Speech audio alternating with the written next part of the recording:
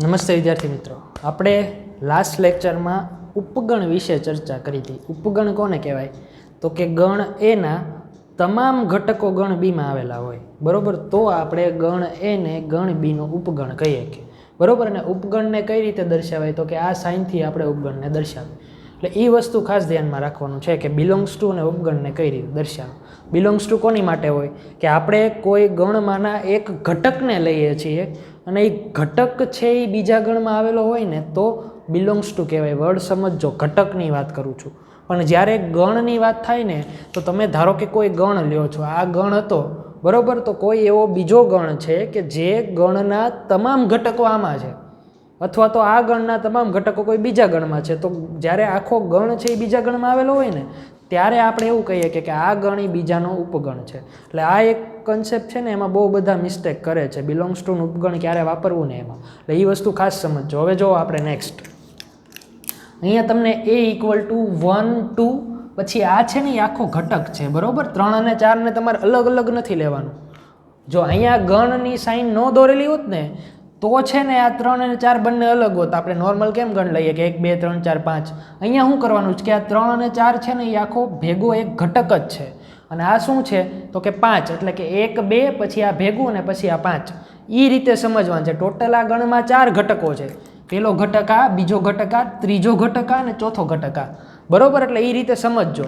હવે આ 3,4 છે એ શું છે? ગણ નથી, ઘટક છે. જો આપણે આખો ઘટક લીધો. કેમ હું અહીંયા 1 લઉં, બરોબર, તો અહીંયા મેં આ શું લીધું છે કે આખો ઘટક લીધો છે. કેમ કે આ ગણની અંદર 3 4 છે એ એમાં છે એવું કેવું હોય ને તો શું કહેવું પડે કે 3 ને 4 આ છગડિયા કાઉન્સ વગર હોવા જોઈએ. એટલે કે આ આપણે શું લીધો? ઘટક લીધો છે. હજી સમજો કે આ છે ને એ ગણમાંનો એક ઘટક છે. હવે ઘટક છે એની આગળ કોઈ દિવસ ઉપગણની સાઇન આવે ન આવે. ત્યાં શું આવવું જોઈએ? બિલોંગ્સ ટુ હોય તો સાચું છે, ઉપગણ છે એટલે ખોટું. એટલે પહેલું શું થશે? રોંગ છે, પહેલું સાચું નથી. બીજામાં આવો. હવે જો 3,4 બિલોંગ્સ ટુ બિલોંગ્સ ટુ છે એટલે આવશે. કેમ કે 3,4 શું છે? ઘટક છે ને. ઘટક હોય ને તો તમે બિલોંગ્સ ટુ લઈ શકો, બાકી બિલોંગ્સ ટુ ન લઈ શકો. એટલે આ વસ્તુ ખાસ સમજજો. એની પછી ત્રીજો દાખલો. ત્રીજામાં શું કરવાનું છે કે ગણની અંદર 3,4 અને આગળ પાછો મોટો ગણ છે. એ કોનો ઉપગણ છે? એનો ઉપગણ છે એવું કીધું. હવે જો આ એક આખો ઘટક છે એ આપણે સમજી લીધું. 3,4 એક ઘટક છે ને એ ઘટક આખો ગણમાં આપેલો છે. એટલે કે હું આનો મિનિંગ કેવો થાય કે આવી રીતનું સમજવાનું કે આ ગણમાં એક આપ્યો હોય ને એ ખાલી ઉપગણ કરીને એ આપ્યું હોય, આવું સમજવાનું. એકની જગ્યાએ ખાલી આ ઘટક લીધો છે. તો આ ઘટક છે એટલે કે આ ગણનો તમામ ઘટકો એમાં છે. એટલે આ વસ્તુ કેવી થશે? સાચી થશે. જો 3 વસ્તુ સમજી ગયા ને જે, એટલે તમારે આ કન્સેપ્ટ આખો ક્લિયર થઈ ગયો. આ 3 સેન્ટેન્સ છે ને એ સૌથી વધુ ઇમ્પોર્ટન્ટ છે કે ખાલી 3,4 આપ્યું હોય તો એક ઘટક દર્શાવે છે. એટલે અહીંયા બિલોંગ્સ ટુ આવશે, ઉપગણ નહીં આવે. એટલે પહેલું ખોટું છે. પછી 3,4 બિલોંગ્સ ટુ એ સાચું. કેમ કે બિલોંગ્સ ટુનો ઉપયોગ થાય. પછી કયું છે તો કે 3,4 ગણની અંદર છે અને એ ગણની અંદર બી આપણને 3,4 ઘટક આપ્યો એટલે એ ઉપગણ એ થશે. એટલે આ વસ્તુ ખાસ સમજી લેજો, બરોબર. એટલે આ 3 વસ્તુ સમજાઈ ગઈ. હવે નેક્સ્ટ કે 1 બિલોંગ્સ ટુ એ, આ તો બેઝિક થઈ ગયું, આપણે પહેલા લેક્ચરમાં ભણાવી. પછી 1 બિલોંગ્સ ટુ આવશે, ઉપગણ નહીં આવે. ધારો કે અહીંયા ગણ હોત ને આ રીતે તો અહીંયા ઉપગણ આવત, પણ અહીંયા ઘટક છે એટલે આ ઉપગણ નહીં આવે. અહીંયા તમારે કમ્પલસરી બિલોંગ્સ ટુ જ લખવું પડે, ઉપગણ લખો તો ન ચાલે. હવે જુઓ તો 1 2 અને 5 એટલે કે આ 1 2 અને 5 એનો ઉપગણ થવાનો જ છે, બરોબર. પછી 1 2 અને 5 બિલોંગ્સ ટુ કોઈ દિવસ ન આવે. કેમ કે એ આખો ગણ છે ને ગણ છે એ બિલોંગ્સ ટુ ન લઈ શકો તમે. કોઈ ઘટક હોય, આ એક ઘટક છે, આ ઘટક છે, એને તમે લઈ શકો.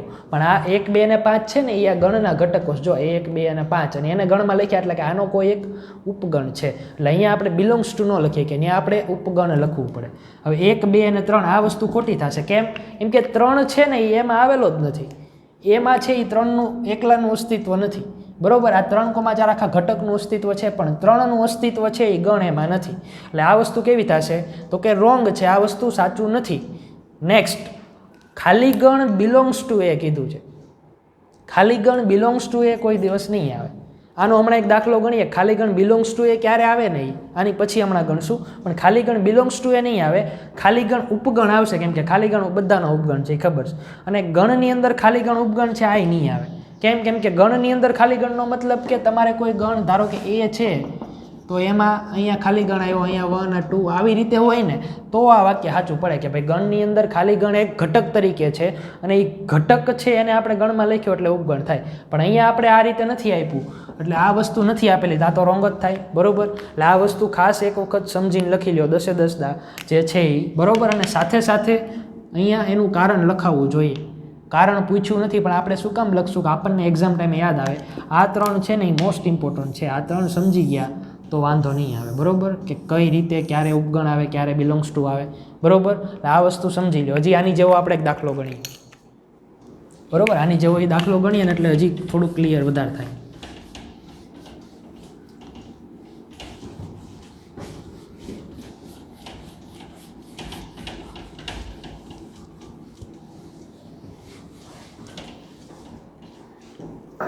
જો ધારો કે અહીંયા તમને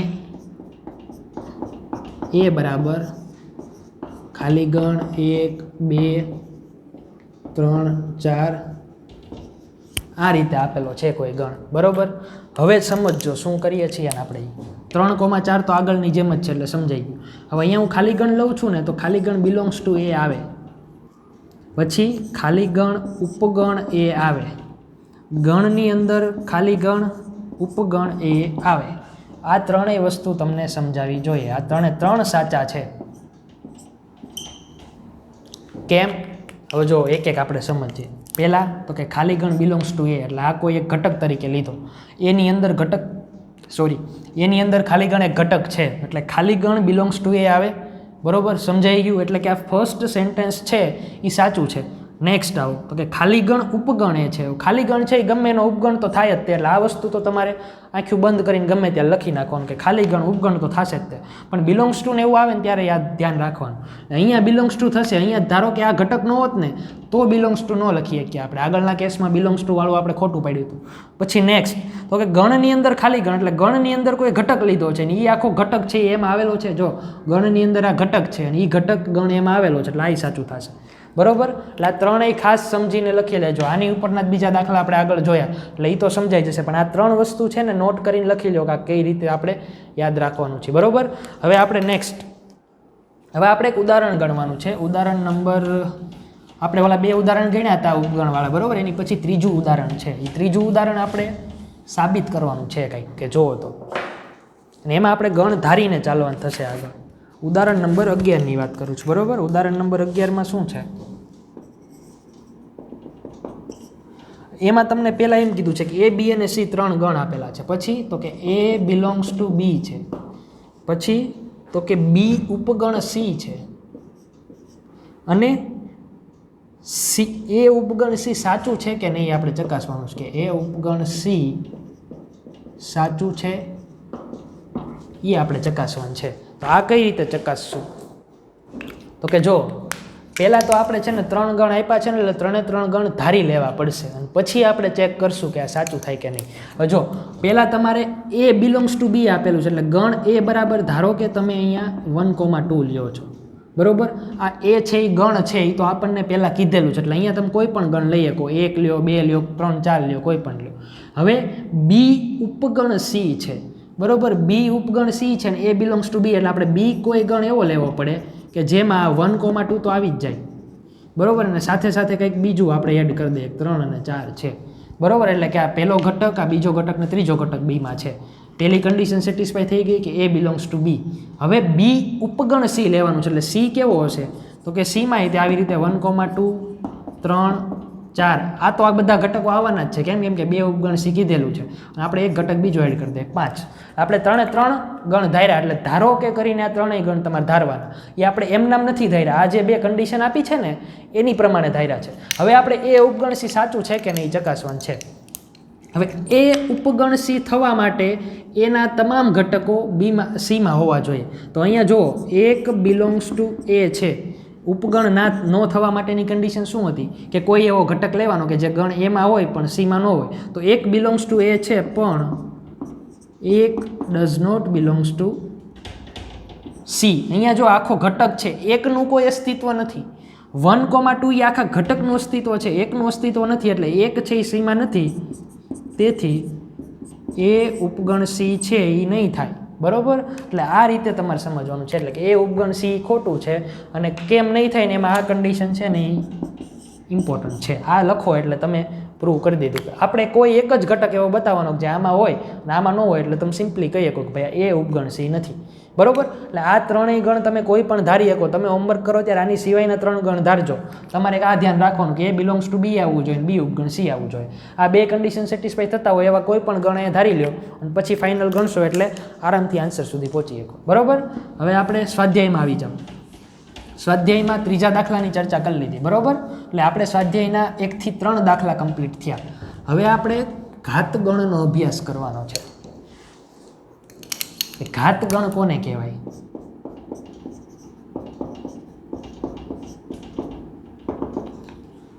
જો કોઈ પણ ગણ હોય ને એને અલગ અલગ ઘણા બધા ઉપગણો હોય. આપણે હમણાં જોયું કે ભાઈ કોઈ એક ગણ આપ્યો હતો ને એની નીચે તમને ઘણા બધા ઉપગણો તમે એના કાઢી શકો. તો ઘાતગણ એટલે બીજું કાંઈ નહીં, કોઈ ગણ એના તમામ ઉપગણના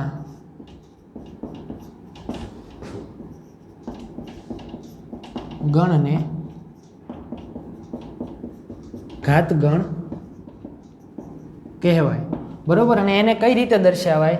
તો કે પી ઓફ એ થી દર્શાવાય. હવે ઘાતગણને છે ને અંગ્રેજીમાં પાવર સેટ કહેવાય. બરાબર. ઘાતગણને પાવર સેટ કહેવાય.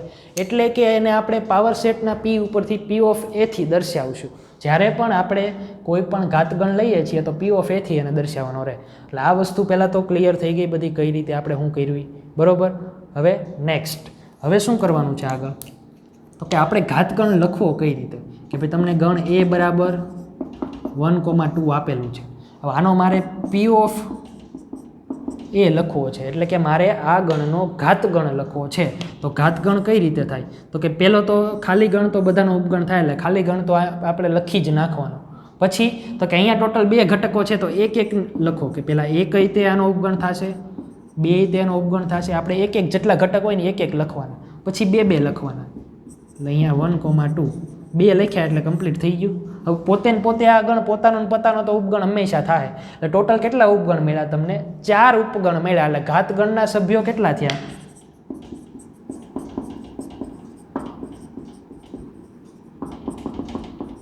4 મળ્યા. એટલું ક્લિયર થઈ ગયું. પહેલાં અહીંયા સુધીનું લખી નાખજો. આમાં જ તે આગળનો દાખલો એડ કરું છું. એટલે પહેલાં એ 1 અને 2 હોય ને એની માટે એટલું વિડીયો 1 મિનિટ પોઝ કરીને લખી લ્યો. હવે હું અહીંયા એક ઘટક એડ કરીને બીજો લખું છું. એટલે એ તમારી સાથે સાથે તમારે આમાં એડ નથી કરવાનું, તમારી અલગ દાખલો લખવાનો. એટલે પહેલાં આટલું લખાય. પછી હવે આગળ ધારો કે અહીંયા 1,2,3 લઉં છું. હવે એનો આપણે ઘાતગણ બનાવવો હોય તો પહેલાં 1 2 પછી અહીંયા શું આવશે? તો કે 3 લખવું પડે. કેમ કે સિંગલ આપણે એક એકને લેશું તો 1 2 અને 3 ને એક એકને લઈ લીધા. હવે 2 2ની જોડી બનાવો તો 1,2 પછી 2,3 અને 1,3. બરાબર. આપણે તો 3 જોડી બનાવી. હવે તો કે હાલો 1ની જોડી બધી થઈ ગઈ, 2ની જોડી પતી ગઈ. ઓકે, કોની જોડી હતી? તો કે 3 વાળું બાકી રહ્યું. તો એ 3 વાળું લખી નાખો કે 1 2 3. આ તમારો ઘાતગણ કમ્પ્લીટ થઈ ગયો. આના ઘાતગણના સભ્યો કેટલા થયા? તો કે 8 સભ્યો તમને મળશે. કયા? 1 2 3 4 5 6 7 ને 8. ટોટલ ઘટકો કેટલા મળ્યા? 8 ઘટકો મળ્યા. હવે તમને કંઈક પેટર્ન પકડાવી જોઈએ કે જ્યારે 2 ઘટકો હતા ત્યારે કેટલા ઘાતગણ હતા? 4. બરાબર. 3 ઘટકો થયા ત્યારે 8. એકેય ઘટક ન હોય ત્યારે તો કે એક જ ઘટક થાય. એટલે કે 0 ઘટક છે તો એની માટે એટલે કે ખાલી ગણ લઉં. ધારો કે એ બરાબર, અહીંયા બી બરાબર ખાલી ગણ લઉં છું તો પી ઓફ બી શું થશે? તો કે ખાલી ગણ એક જ આવે. બરાબર. એટલે એક જ ઘટક એમાં આવશે. હવે ધારો કે સી બરાબર 1 છે તો મારે પી ઓફ સી લખવું હોય તો શું થાય? તો કે ખાલી ગણ અને એક પોતે. 2 શક્યતા થઈ. એટલે કે જ્યારે 0 સભ્ય હતા ત્યારે તમને 1 મળ્યો, 1 સભ્ય હતા ત્યારે ઘાતગણના સભ્યો 2 મળ્યા. 3 પછી 2 ઘટકો માટે કેટલા મળ્યા? 4 મળ્યા. 3 ઘટકો માટે 8 મળ્યા. એટલે આને જનરલ ટર્મમાં કઈ રીતે લખી શકાય કે ઘાતગણના સભ્ય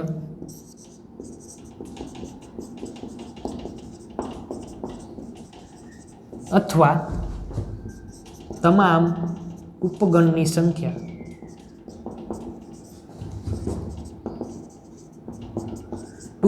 n થાય. બરોબર 2n અને અહીંયા n શું છે તો કે n છે એ ગણના સભ્યોની સંખ્યા, બરોબર. આ વસ્તુ ખાસ ધ્યાન રાખવાની છે કે ભાઈ ઘાતગણના સભ્ય અથવા તમામ ઉપગણોની સંખ્યા 2n અને n બરાબર ગણના સભ્યોની સંખ્યા. આ વસ્તુ આવડી ગયું એટલે પૂરું. આ તમારું સૂત્ર હંમેશા યાદ રાખવાનું છે કે કોઈ પણ ગણ હોય એના ઉપગણોની સંખ્યા 2n થી મળશે, અથવા તો તમને ઘાતગણના સભ્ય પૂછ્યા હોય તો એ તમને અલગ રીતે તમામ ઉપગણની સંખ્યા જ પૂછીશ. એટલે જો 0 ઘટક હતા ત્યારે 2 ની 0 ઘાત કેટલા થાય? 1 થાય. એટલે કેટલા ઘાતગણની સભ્યોની સંખ્યા એટલે કે ઉપગણ કેટલા મળ્યા? 1. હવે ધારો કે અહીંયા 1 ઘટક છે તો 2 એટલે કેટલા થશે? 2, બરોબર. એટલે કેટલા ટોટલ ઉપગણો મળ્યા? 2. એક ખાલી ગણ પોતે અને એક બીજો. પછી કે અહીંયા તમે 2 લ્યો છો તો 2 કેટલા થશે? તો કે 4. એટલે કયા કયા મળ્યા હતા આપણને? 1 અને 2 લીધા ત્યારે ટોટલ 4 ઉપગણો મળ્યા હતા. અહીંયા 3 લીધેલા છો તો 2 એટલે 8. 8 ઉપગણો લખ્યા અહીંયા, બરોબર. એટલે આ રીતે તમારે ઘાતગણના સભ્યો સમજવાના છે. એટલે આટલું ક્લિયર થઈ ગયું પહેલાં કે ઘાતગણ શું છે એ. હવે નેક્સ્ટ સાર્વત્રિક ગણની જ આવે. સાર્વત્રિક ગણ હું તમને એમ નામ સમજાવું. સાર્વત્રિક ગણ એટલે બહુ ઇઝી પડે પણ તમારી ખાલી એક વર્ડ સમજવાનો છે. સાર્વત્રિક ગણ કોને કહેવાય? ધારો કે આપણે 3-4 ગણ અલગ અલગ છે કે ભાઈ a બરાબર કોઈક 1 2 3 આપેલું છે, b બરાબર કોઈ અલગ ગણ છે, c બરાબર કોઈ અલગ ગણ છે, અને એ બધા ગણની આપણે અંદર કંઈક પ્રક્રિયા કે કોઈ પ્રયોગ કરવાના છે. અલગ અલગ બધા ગણ મળ્યા કે ભાઈ તમે કોઈ પ્રયોગ કરો છો તો પહેલા પ્રયોગમાં આટલું મળ્યું, બીજા પ્રયોગનો ગણ તમે અલગ બનાવો, ત્રીજા પ્રયોગનો ગણ અલગ બનાવો. હવે સાર્વત્રિક ગણ તરીકે તમારે કેવો ગણ લઈ શકો કે એ બધા જ જે ગણ છે ને કે તમે ધારો કે 3 ગણની કે 5 ગણ તમને આપેલા છે તો એ 5 ગણના તમામ સભ્યો જે ગણમાં આવી જતા હોય ને એને સાર્વત્રિક ગણ કહેવાય. સાર્વત્રિક ગણમાં છે ને તમે a b c d ગમે એટલા ગણ હોય ને તમારા એ બધાના બધા જ સભ્યો આવી જતા હોય. હવે એ બધાના બધા સભ્યો આવે એની કરતાં વધારે સભ્યો તે સાર્વત્રિક ગણમાં હોઈએ કે આપણે ઉદાહરણ લઈને સમજીએ. ધારો કે a b c d આપણને નીચે પ્રકારે બધા ગણ આપ્યા હોય તો એનો સાર્વત્રિક ગણ કઈ રીતે મળે, બરોબર. એ ઉદાહરણથી સમજશું અને એની ઉપરથી કયા કયા ગણને આપણે સાર્વત્રિક ગણ લઈએ કે એ જોવાનું.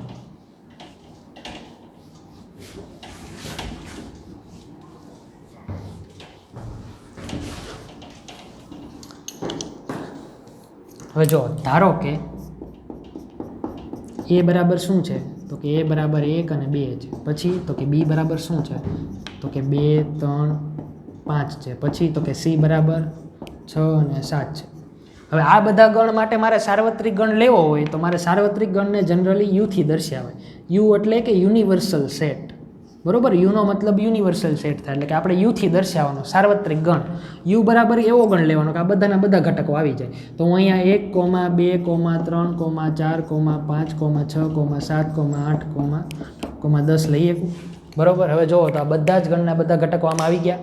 મેં એવું નથી કીધું કે આ બધા ઘટકો આવે ને એ જોવા જોઈએ, એની સિવાયના કોઈ ઘટકો ન હોવા જોઈએ. અહીંયા 1 થી 100 હોય કે ભલે અહીંયા તમારે 1 થી 7 જ જોઈએ છે, બરોબર.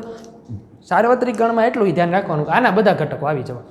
બીજા એમાં એક્સ્ટ્રા ઘટકો હોય કે ન હોય એની યાર આપણે કોઈ લેવા દેવા નથી. સાર્વત્રિક ગણ તમને પસંદગી કરવાનો કોઈ MCQ પૂછાય ને ટેક્સ્ટબુકમાં છે કે ભાઈ તમને અલગ અલગ ગણ આપ્યા હોય અને એની ઉપરથી કહે કે સાર્વત્રિક ગણ પસંદ કરો, તો સાર્વત્રિક ગણ પસંદ કરવા માટે તમારે એ જોવાનું કે ઉપર જે ગણ બધા આપેલા છે એ બધાના બધા સભ્યો નીચે આવી જાય છે.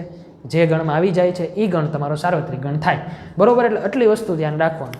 હવે જો કે સાર્વત્રિક ગણ જનરલી આગળ જેમ આપણે વધશું ને એમ સાર્વત્રિક ગણ તમને આપી જ દીધો હશે અને સાર્વત્રિક ગણ ઉપરથી બીજા અલગ અલગ ગણ આપ્યા હોય ને એની આપણે પ્રક્રિયાઓ કરશું. જ્યારે આપણે ગણ ક્રિયાઓ બધું આવશે ને કે યોગ ગણ કોને કહેવાય, છેદ ગણ કોને કહેવાય, પૂરક ગણ કોને કહેવાય, એ બધું આપણે છે ને આને અનુલક્ષીને કરશું કે સાર્વત્રિક ગણ પૂરક ગણ એટલે કાંઈ નહીં કે બી સાર્વત્રિક ગણનો ઉપયોગ કરીને પૂરક ગણ આના જે સભ્યો છે એમાં આના સિવાયના જે સભ્યો લ્યો એ પૂરક ગણ થઈ ગયો. એટલે એ તો આપણે જે સમજશું જ્યારે આવશે ત્યારે, પણ આનો ઉપયોગ ત્યારે ખાસ થશે, બરોબર. આપણે જ્યારે વેન આકૃતિઓ દોરીએ તો એમાંય સાર્વત્રિક ગણનો ઉપયોગ થશે. એટલે ત્યારે તમારે એટલું જ સમજવાનું કે બાકીના બધા ગણ છે ને એ સાર્વત્રિક ગણમાં સમાઈ જાય. કેમ મોટો દરિયો હોય, હવે નાની નાની નદીઓ બધી એમાં સમાઈ જ જતી હોય, પણ તોય દરિયો છે એ સાર્વત્રિક છે ને એમ સમજવાનું કે આ દરિયો છે ને આ બધી એમાંથી નાની નાની નદીઓ નીકળે છે. આ વસ્તુ તમારા માટે ઇમ્પોર્ટન્ટ છે.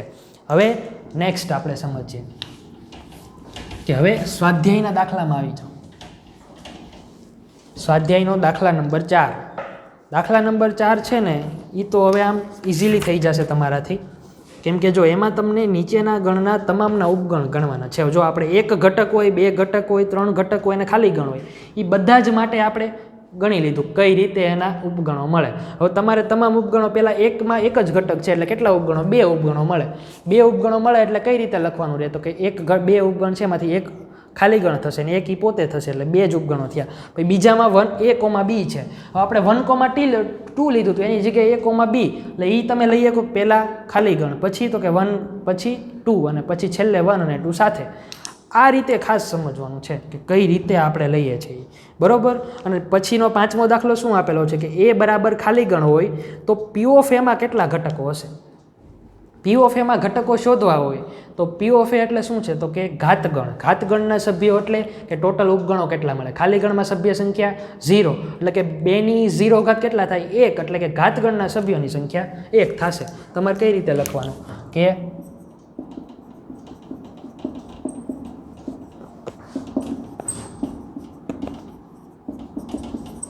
2n થાય.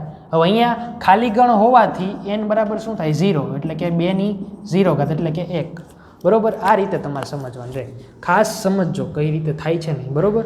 હવે નેક્સ્ટ કે જો દાખલા નંબર 8માં આવી જાઓ. 6ઠ્ઠા અને 7માની ચર્ચા કરીએ છીએ. દાખલા નંબર 8માં શું છે?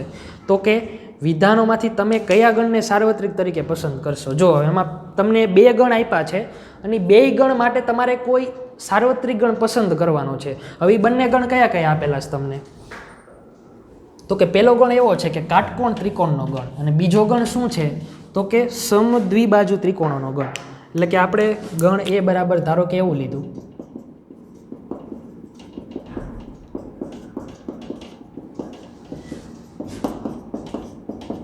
અને ગણ બી બરાબર તો કે સમદ્વિબાજુ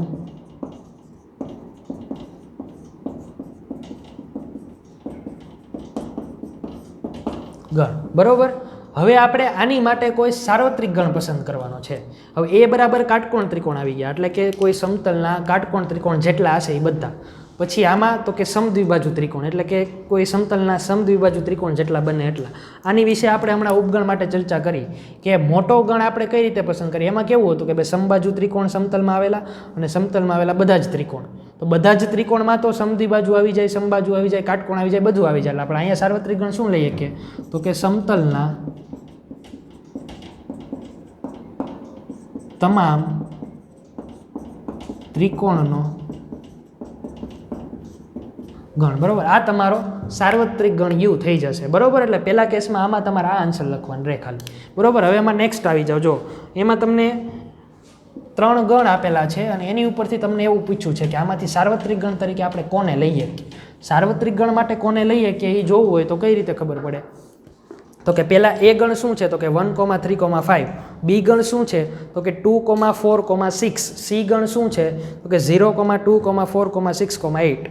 હવે નીચે તમને 4 અલગ અલગ ગણ આપેલા છે. તમારે શું ચેક કરવાનું કે આ ઉપરના જે એ, બી અને સીના તમામ ઘટકો જે ગણમાં આવી જાય છે ને એ તમારો સાર્વત્રિક ગણ થાય. એટલે તમારે ચેક કરવાનું કે પહેલાં એના બધા ઘટકો કેમાં આવે છે? એકમાં આવી ગયા, પછી એમાં ને એમાં બીના ઘટકો આવી જાય છે, સીના ઘટકો આવી જાય છે. જો 3 ઘટકો બધા આવી જાય છે તો એ તમારા માટે સાર્વત્રિક ગણ થઈ ગયો. સમજાણું? એટલે એમાં ઓપ્શન નંબર સી છે ને એ તમારો સાર્વત્રિક ગણ આવશે, કેમ કે બાકીના બધામાં કોઈક ને કોઈક ઘટક છે એ બધા ઘટે છે, એટલે કે બધા ઘટકો નથી આવી જતા. હવે આપણે આ સ્વાધ્યાયની લાસ્ટ થિયરી છે કે અંતરાલ વિશે સમજવાનું છે, બરોબર. કે આપણે અંતરાલમાં એક આવશે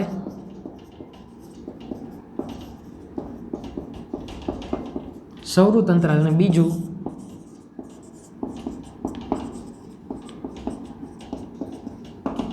વિવૃત અંતરાલ અને સૌરુત અંતરાલ. સૌરુત અંતરાલ અને વિવૃત અંતરાલનો મતલબ શું? કે ભાઈ જો વાસ્તવિક સંખ્યાઓ આપણે કોઈ આ રેખા ઉપર દોરીએ છીએ, બરોબર. આ રેખા ઉપર આવેલી તમામ સંખ્યાઓને કેવી કહેવાય? વાસ્તવિક સંખ્યા કહેવાય. કે ધારો કે અહીંયા 0 છે, અહીંયા 1 છે, તો 0 થી 1 ની વચ્ચે અસંખ્ય સંખ્યાઓ હોય.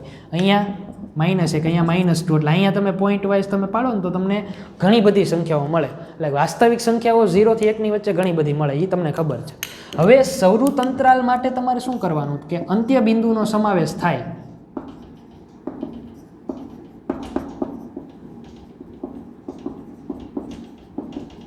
અંત્ય બિંદુનો સમાવેશ થાય. તમને એ ક્વેશ્ચન થાય કે અંત્ય બિંદુ શું છે? પણ હવે અંતરાલનો મતલબ શું થાય કે ભાઈ આપણે કોઈ ફિક્સ કરીએ છીએ કે આ અંતરાલમાં છે.